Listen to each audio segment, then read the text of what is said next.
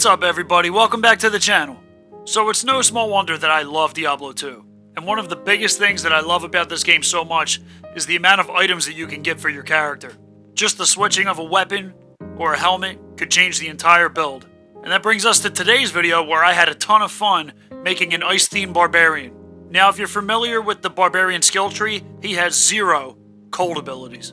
So I took that as a challenge and I wanted to make a viable character in Melee that had no cold abilities, but we're actually going to give him some through items. So let's go through the tail of the tape, if you will, and see what my Barbarian's working with, as well as his Mercenary.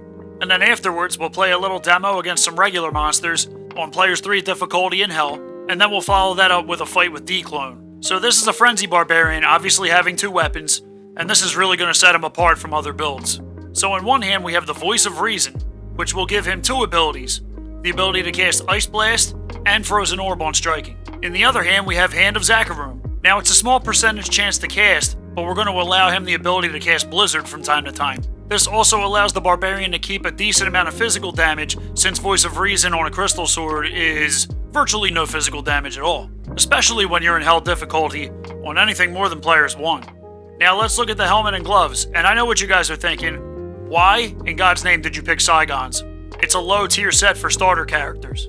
My response would be that I needed an insane amount of attack rating to get this Frenzy guy to really pop off. I tried this character without that insane attack rating bonus from the Saigon's helmet, and he was missing constantly. Anyway, aside from the attack rating bonus, the gloves are now going to provide an additional 30% increased attack speed, which is super important, because the faster we hit, the more of a chance we have to proc these ice abilities on our items.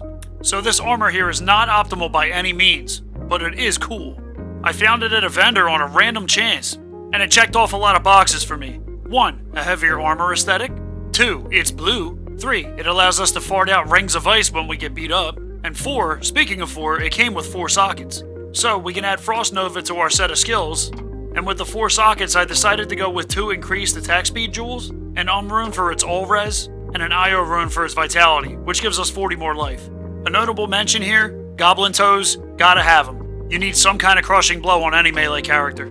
In addition, I am wearing 2 BK rings, and I do already have an anti-charm, but this was just to give my guy a little bit of a boost. He is not optimal at all. There's a lot of work I still have to do on this guy. Now let's go to the Mercenary. So the first thing that my boy's rocking here is Lawbringer. This sword's going to proc Decrepify on Dclone and slow him down a ton. In his other hand, we got a Hustle Sword. It's going to give him and my character increased attack rating and more attack speed.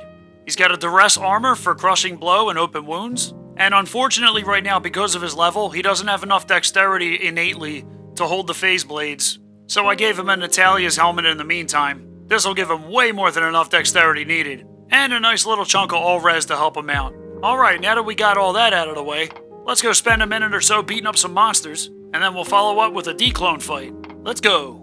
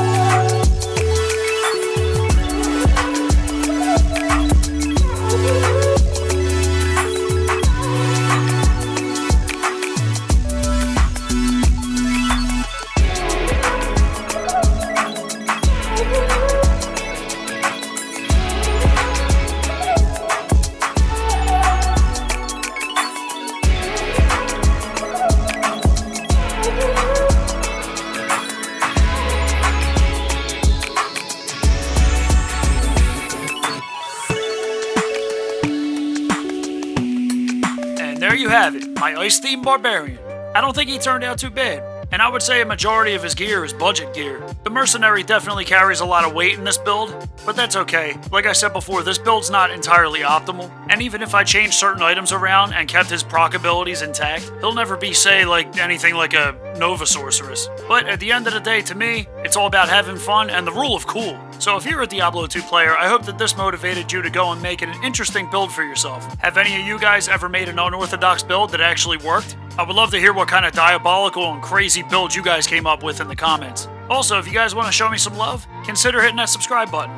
If you like content just like this, or anything related to fitness, any kind of gaming, hobbies, or motivational speeches, check out the rest of my channel, because life isn't one-dimensional, and neither is my content. So until next time, love your life, stay motivated, and hopefully I'll see you in the next video.